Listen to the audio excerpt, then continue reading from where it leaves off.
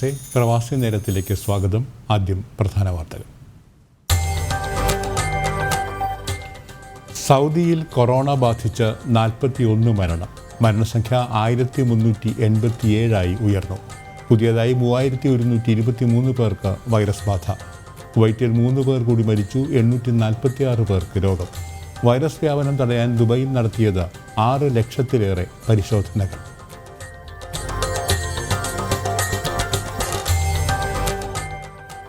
Corona negative certificate നിർബന്ധമെന്ന നിലപാട് തിരുത്തി സംസ്ഥാന സർക്കാർ. പരിശോധനാ സൗകര്യമില്ലാത്ത രാജ്യങ്ങളിൽ നിന്ന് മടങ്ങാൻ PPE കിറ്റ് മതി. കിറ്റ് വിമാന കമ്പനികൾ നൽകണം. ഉത്തരവ് നാളെ മുതൽ പ്രാബല്യത്തിൽ. CPM നോമിനി KV മനോജ് കുമാറിന് ബാലാവകാശ കമ്മീഷൻ ചെയർമാനായി നിയമനം.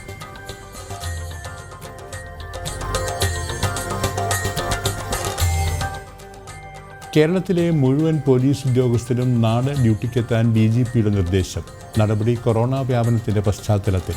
ഇന്ന് 152 പേർക്ക് കൊറോണ, 98 പേർ വിദേശത്തു നിന്ന് വന്നവർ. മറ്റ് സംസ്ഥാനങ്ങളിൽ നിന്നെത്തിയ 46 പേർക്കും രോഗം. 8 പേർക്ക് വൈറസ് ബാധ സമ്പർക്കത്തിലൂടെ.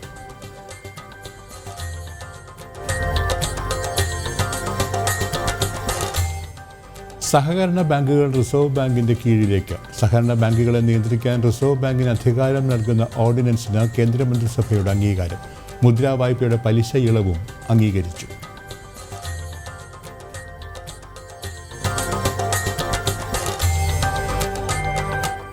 വീണ്ടും പ്രകോപനവുമായി ചൈന. ആക്രമണത്തിന് പിന്നിൽ ഇന്ത്യയെന്ന് ചൈനയുടെ പ്രതിരോധ മന്ത്രാലയം.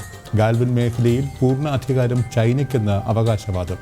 സമാധാനം നിലനിർത്തേണ്ട ബാധ്യത ഇന്ത്യക്കെന്നും ചൈന.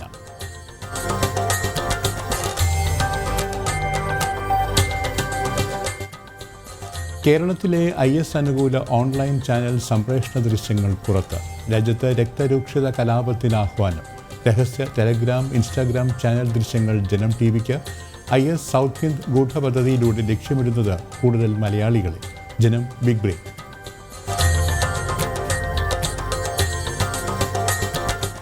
SSLC പരീക്ഷാഫലം 30 പ്രഖ്യാപിക്കും. ഹയർ സെക്കൻഡറി പരീക്ഷാഫലം അടുത്ത മാസം 10.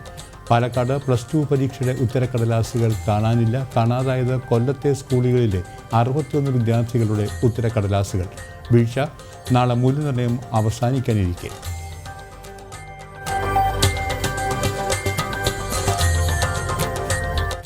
വാർത്തകൾ വിശദമായി. കുവൈറ്റിൽ 3 പേർ കൂടി കൊറോണ ചികിത്സയിലിരിക്കെ മരിച്ചു. ഇതോടെ രാജ്യത്ത് കൊറോണ മരണസംഖ്യ 337 അതേസമയം പുതിയതായി 846 കൊറോണ കേസുകൾ കൂടി റിപ്പോർട്ട് ചെയ്തു. 505 പേർ കൂടി ഇന്ന് രോഗമുക്തരായി. കൊറോണ ബാധയേറ്റ് ചികിത്സയിലായിരുന്ന 3 പേർ കൂടി ഇന്ന് മരണമടഞ്ഞു. ഇതോടെ രാജ്യത്തെ ആകെ കൊറോണ മരണം 337 അതേസമയം പുതിയ 846 കൊറോണ കേസുകളാണ് കുവൈറ്റിൽ ആരോഗ്യ മന്ത്രാലയം സ്ഥിരീകരിച്ചത്. ഇതോടെ രോഗബാധിതരുടെ ആകെ എണ്ണം 41,879 ഇതിൽ 32,809 പേർ രോഗമുക്തി നേടിയവരാണ്. കഴിഞ്ഞ 24 മണിക്കൂറിനിടയിൽ 505 പേരാണ് രോഗബാധയിൽ നിന്നും സുഖം പ്രാപിച്ചത്. ഇന്നും പുതിയ കൊറോണ കേസുകളിൽ അധികവും കുവൈറ്റ് സ്വദേശികൾക്കാണ്. 490 പേർ. ഇന്ന് പുതുതായി കൊറോണ രോഗബാധ കണ്ടെത്തിയവരിൽ 291 പേരും ജഹ്റയിൽ നിന്നുമാണ്. രോഗബാധിതരുടെ ആരോഗ്യമേഖല തിരിച്ച് അഹമ്മദിയിൽ നിന്നും 200 പേരിലും, ഫർവാനിയിൽ നിന്നും 140, ഹവലിയിൽ 122, ക്യാപിറ്റൽ ഏരിയയിൽ നിന്നും 91 പേരിലുമാണ് ഇന്ന് രോഗം സ്ഥിരീകരിച്ചത്. ചികിത്സയിൽ തുടരുന്ന 8,733 പേരിൽ 153 പേരുടെ നില അതീവ ഗുരുതരമാണെന്ന് ആരോഗ്യ മന്ത്രാലയം അറിയിച്ചു. ജനം, കുവൈറ്റ്. സൗദിയിൽ കൊറോണ ബാധിച്ച് 41 പേർ കൂടി മരിച്ചു. ഇതോടെ രാജ്യത്തെ കൊറോണ മരണം 1387 അതേസമയം 3123 പേർക്ക് കൂടി രോഗം സ്ഥിരീകരിച്ചു. ആരോഗ്യ മന്ത്രാലയം പുറത്തുവിട്ട കണക്കുകൾ പ്രകാരം 3123 പുതിയ കൊറോണ വൈറസ് കേസുകളും 41 മരണങ്ങളുമാണ് സൗദി അറേബ്യയിൽ സ്ഥിരീകരിച്ചിരിക്കുന്നത്. ഇതോടെ 1,67,267 കൊറോണ ബാധിതരും 1,387 മരണങ്ങളുമാണ് രാജ്യത്ത് ഇതുവരെ റിപ്പോർട്ട് ചെയ്തിട്ടുള്ളത്. 2,912 പേർ കൂടി സുഖം പ്രാപിച്ചതോടെ 1,12,797 പേർ രാജ്യത്ത് രോഗമുക്തരായതായും ആരോഗ്യ മന്ത്രാലയം വ്യക്തമാക്കി.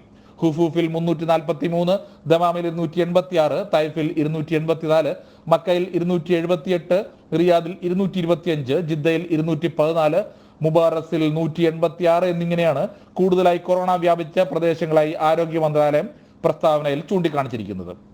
ജനം, റിയാദ്. കൊറോണയുടെ പശ്ചാത്തലത്തിൽ ഷാർജ എമിറേറ്റിൽ ഏർപ്പെടുത്തിയ സൗജന്യ പാർക്കിംഗ് ഈ മാസം അവസാനിക്കും.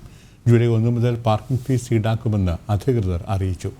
സാമ്പത്തിക ടൂറിസം മേഖലകൾ വീണ്ടും തുറക്കുന്നതോടെ വിനോദസഞ്ചാരികൾ എത്തുന്നതിൻ്റെ ഭാഗമായാണ് സൗജന്യം നിർത്തലാക്കുന്നത്. ഷാർജ എമിറേറ്റിൽ ജൂലൈ 1 മുതൽ പാർക്കിംഗ് ഫീസ് ഈടാക്കി തുടങ്ങുമെന്ന് അധികൃതർ അറിയിച്ചു. കൊറോണയുടെ പശ്ചാത്തലത്തിൽ ഏപ്രിൽ മുതൽ വാഹനങ്ങൾക്ക് പാർക്കിംഗ് ഫീസ് ചുമത്തിയിരുന്നില്ല. ജനജീവിതം സാധാരണ നിലയിലേക്ക് മടങ്ങിവരുന്ന സാഹചര്യത്തിലാണ് ഫീസ് പുനഃസ്ഥാപിക്കുന്നതെന്ന് നഗരസഭ വ്യക്തമാക്കി.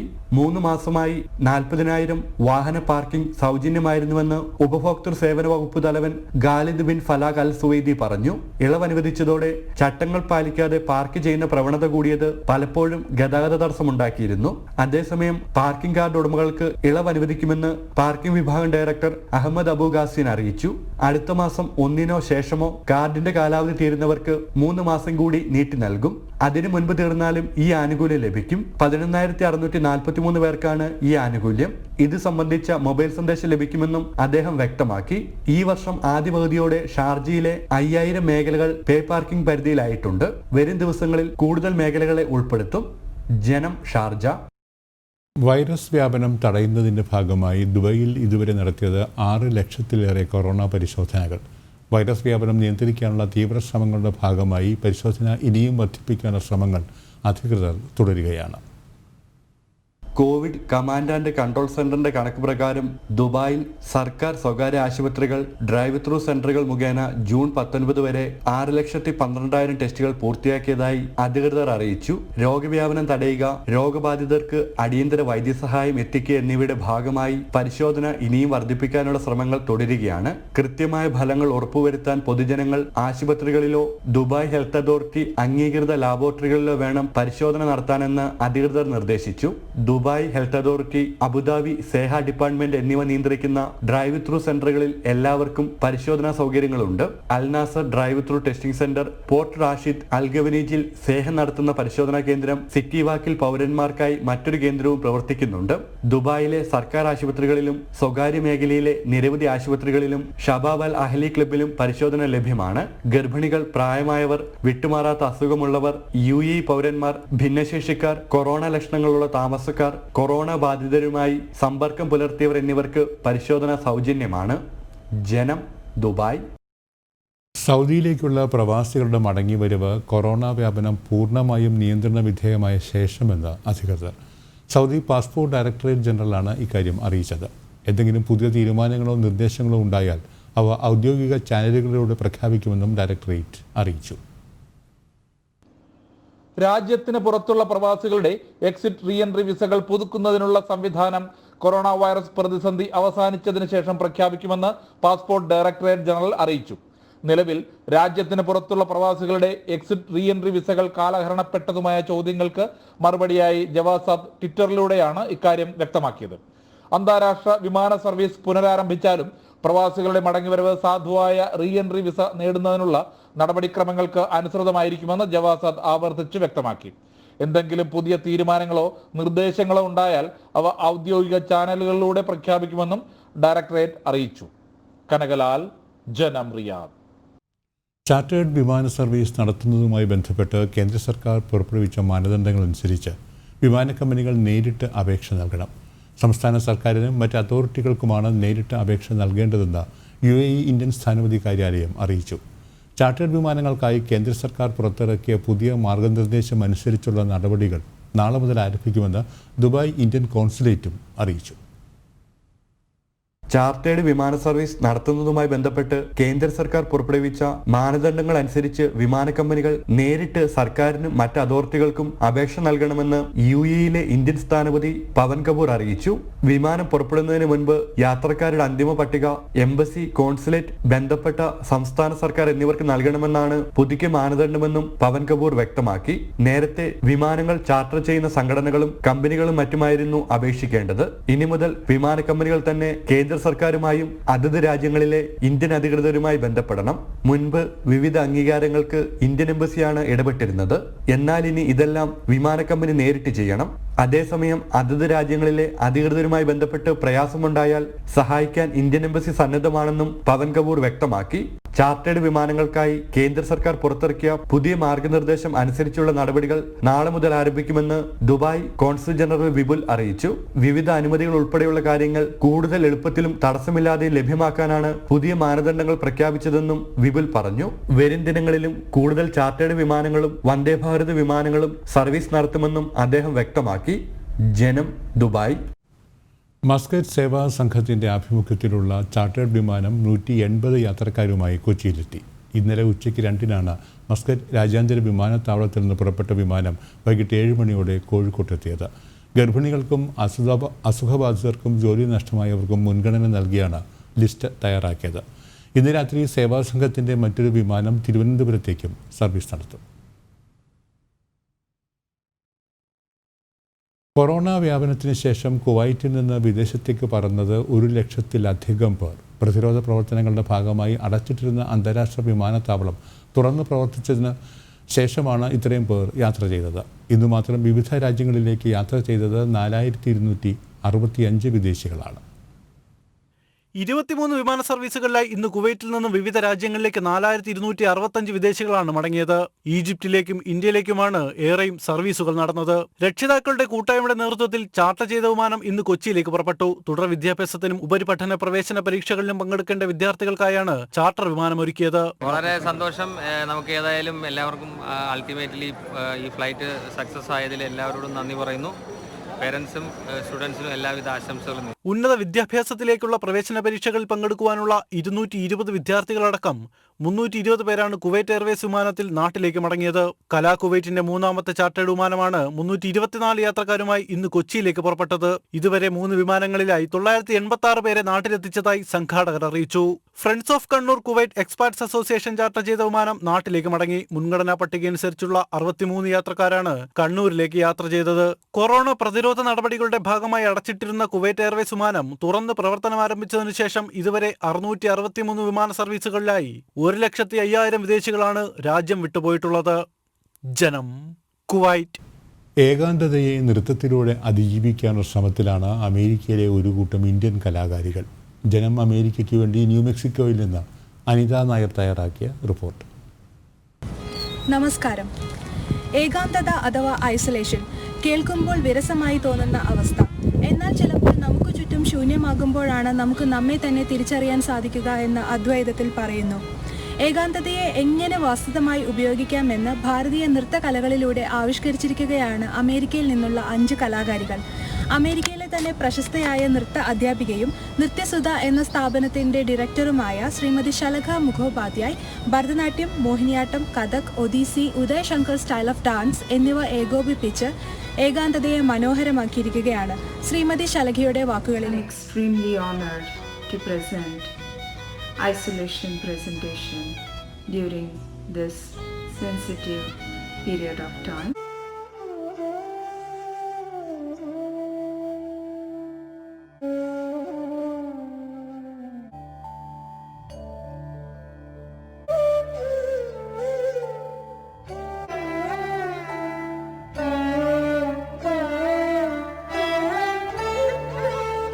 I was reading an article written by physiotherapist Amy Moran, 5 ways solitude can make you more successful. Odissi, Bharatanatyam, Mohiniyattam and Uday Shankar's dance style. All these artists are from Albuquerque, New Mexico. ജനം ടിവിക്ക് വേണ്ടി ന്യൂമെക്സിക്കോയിൽ നിന്നും Anitha Nair. Abu Dhabi അറ്റ്നാക് field ആശുപത്രിയിലെ മുഴുവൻ corona രോഗികളും ആശുപത്രി വിട്ടു. Corona വ്യാപനം തടയാൻ തയ്യാറാക്കിയ താൽക്കാലിക ആശുപത്രി ഒട്ടേറെ പേർക്ക് മികച്ച ചികിത്സയാണ് നൽകിയത്. നേരത്തെ അബുദാബിയിലെയും അലനയിലെയും ബെഡ് ക്ലിനിക് ആശുപത്രികളും ഈ നേട്ടം കൈവരിച്ചിരുന്നു. എമിറേറ്റിൽ നടത്തിയ വ്യാപക രോഗനിർണയ പരിശോധനയാണ് ഇതര വേഗത്തിൽ വ്യാപനം തടയാൻ സഹായകമായത്. ഇതിൻ്റെ ഭാഗമായി 3,88,000 പേരെയാണ് പരിശോധനയ്ക്ക് വിധേയമാക്കിയത്.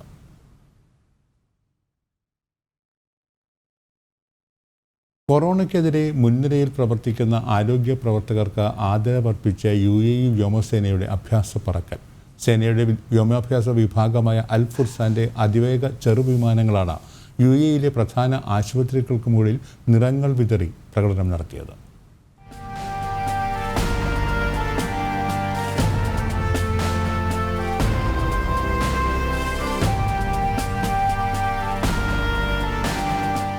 അബുദാബി കിരീടാവകാശിയും UAE സായുധ സേന ഉപസർവ്വസേനാധിപനുമായ ഷെയ്ഖ് മുഹമ്മദ് ബിൻ സയ്യിദ് അൽ നഹ്യാന്റെ നിർദ്ദേശപ്രകാരമാണ് ഞായറാഴ്ച മുതൽ 3 ദിവസം നീണ്ടുനിന്ന വ്യോമാഭ്യാസ പ്രകടനം നടന്നത്.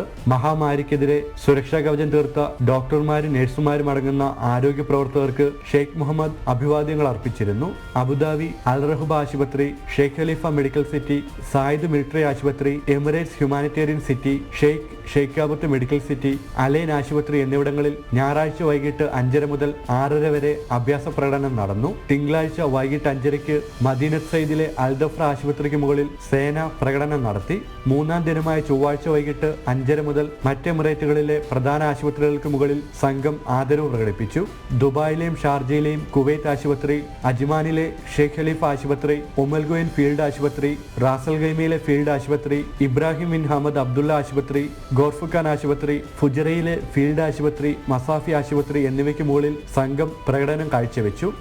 ജനം, ദുബായ്. തുടർച്ചയായ 6-ാം ദിവസവും സംസ്ഥാനത്ത് കൊറോണ രോഗികളുടെ എണ്ണം 100 കടന്നു. 152 പേർക്ക് ഇന്ന് രോഗം സ്ഥിരീകരിച്ചു.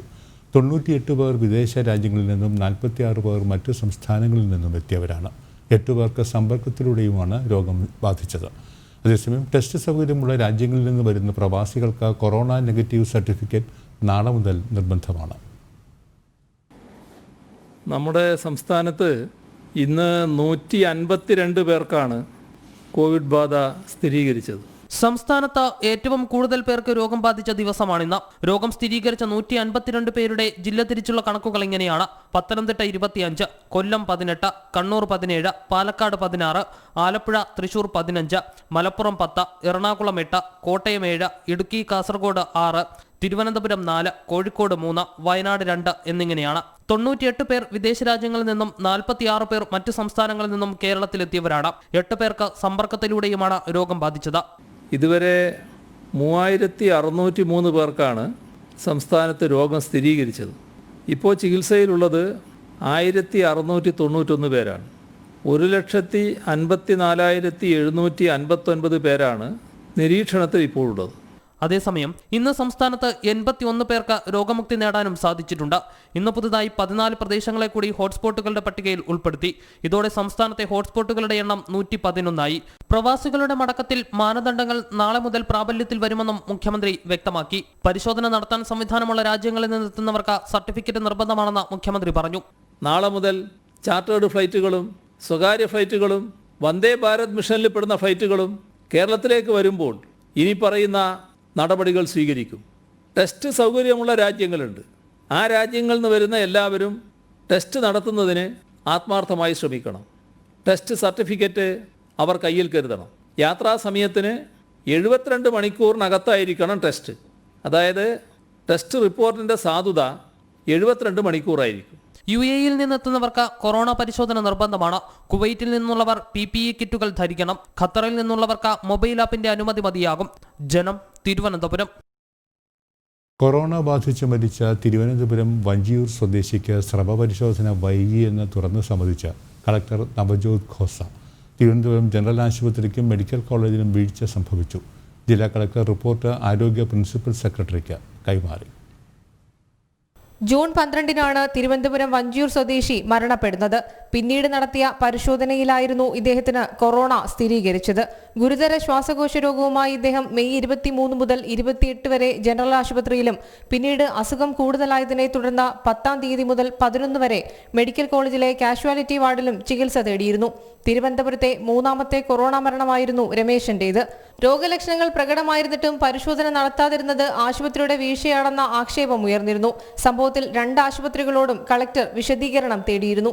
ഇയാളുടെ സ്രവ പരിശോധന വൈകിയെന്നും ജനറൽ ആശുപത്രിക്കും മെഡിക്കൽ കോളേജിനും വീഴ്ച സംഭവിച്ചുവെന്നും കളക്ടർ തുറന്ന് സമ്മതിച്ചു. I did not find the report satisfactory. As an administrator, എൻ്റെ ഒപ്പീനിയൻ ആണ് that ഈ case was fit to be tested. പക്ഷേ മെഡിക്കൽ ഒപ്പീനിയൻ എനിക്ക് പറയാൻ പറ്റത്തില്ല. അവർക്ക് ഏതെങ്കിലും സിംറ്റംസ് ഉണ്ടായിരുന്നു, എന്തുകൊണ്ട് സാമ്പിൾ എടുത്തിട്ടില്ല, അതിനു വേണ്ടി ഞാൻ തീരുമാനിച്ചതാണ്. ഞാൻ എൻ്റെ റിമാർക്സ് പ്രിൻസിപ്പൽ സെക്രട്ടറി ഹെൽത്തിനെ അയക്കുന്നുണ്ട്. കാരണം ഒരു മെഡിക്കൽ ടീമിൻ്റെ ഒപ്പീനിയൻ ആവശ്യമാണ്. ഞാൻ അഡ്മിനിസ്ട്രേറ്റർ പോയിന്റ് ഓഫ് വ്യൂ മാത്രമേ നോക്കിയിട്ടാണ്. It was better to err on the side of precaution. The sample should have been taken. ഇതാണ് എൻ്റെ അഭിപ്രായം. അതോടൊപ്പം ജില്ലയിൽ സ്ഥിതി ആശങ്കാജനകമെന്ന് കളക്ടർ മുന്നറിയിപ്പ് നൽകി.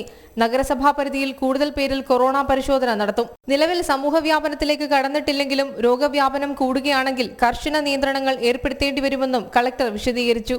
ജനം, തിരുവനന്തപുരം. കുട്ടികളുടെ സർഗാത്മകത പ്രദർശിപ്പിക്കാനായി മായാമാധവം ഓൺലൈൻ ഗോകുലോത്സവം സംഘടിപ്പിക്കുന്നു. സ്വന്തം വീട്ടിൽ നിന്ന് സർഗാത്മകത പ്രകടിപ്പിക്കാം. കുട്ടികളുടെ കഴിവ് വളർത്തുകയാണ് പരിപാടിയുടെ ലക്ഷ്യം. ബാലഗോകുലത്തിൻ്റെ നേതൃത്വത്തിലാണ് പരിപാടി. ബാംഗ്ലൂർ സമന്വയയുടെ വിവിധ ഭാഗങ്ങളിൽ പ്രവർത്തിക്കുന്ന 21 ബാലഗോകുലങ്ങൾ ഒരുമിക്കും. ജൂലൈ 1 മുതൽ 30 വരെയാണ് പരിപാടി സംഘടിപ്പിക്കുക. ഭഗവത്ഗീത, മലയാളം കവിത, കഥാകഥനം, ദേശഭക്തി ഗാനം, ലളിതഗാനം തുടങ്ങിയവ അവതരിപ്പിക്കാം. 600-ലധികം കുട്ടികൾ പങ്കെടുക്കുമെന്ന് ബാലഗോകുലം ബാംഗ്ലൂർ പ്രസിഡന്റ് MC ജയശങ്കർ അറിയിച്ചു. ആഭിമുഖ്യം വളർത്തിയെടുക്കുന്നതിനുമായി ഉദ്യാന നഗരിയായ ബാംഗ്ലൂരിലെ സാമൂഹിക സാംസ്കാരിക സംഘടനയായ സമന്വയയുടെ കീഴിൽ പ്രവർത്തിച്ചു വരുന്ന 21ഓളം ബാലഗോകുലങ്ങളിൽ നിന്നായി 600-ലധികം കുട്ടികൾ പങ്കെടുക്കുന്ന മായ ഗോകുലോത്സവം 2020 മായാ മാധവം എന്ന പേരിൽ ജൂലൈ 1 മുതൽ 30 വരെ വിപുലമായ തോതിൽ നടത്തുവാൻ തീരുമാനിച്ചിരിക്കുന്നു. ശിശു കൊല്ലം അമൃതാനന്ദമയി മഠത്തിന് മുകളിൽ നിന്ന് ചാടി വിദേശ വനിത ആത്മഹത്യ ചെയ്തു. UK സ്വദേശി സ്റ്റെഫേർഡ് സിയോനെയാണ് മരിച്ചത്. നാട്ടിൽ പോകാൻ സാധിക്കാത്തതിനാൽ കടുത്ത മാനസിക സംഘർഷത്തിലായിരുന്നുവെന്ന് മഠം അധികൃതർ പറഞ്ഞു. ഇന്ന് ഉച്ചയ്ക്കും ആത്മഹത്യാശ്രമം നടത്തിയിരുന്നു. പോലീസ് എത്തിയാണ് ഇവരെ താഴെ ഇറക്കിയത്. മൃതദേഹം ആശുപത്രിയിലേക്ക് മാറ്റി.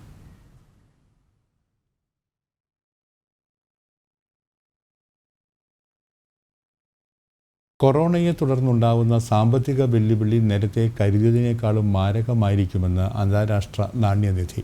ആഗോള സാമ്പത്തിക രംഗം 4.9% തകർച്ചയായിരിക്കും ഈ വർഷം നേരിടുക. മിഡിൽ ഈസ്റ്റിലും മധ്യേഷ്യൻ രാജ്യങ്ങളും നേരിടുക 4.7% സാമ്പത്തിക തകർച്ചയായിരിക്കുമെന്നുമാണ് വിലയിരുത്തൽ. കഴിഞ്ഞ മാസത്തെ പ്രവചനത്തെക്കാളും 1.9% കൂടുതലാണിത്.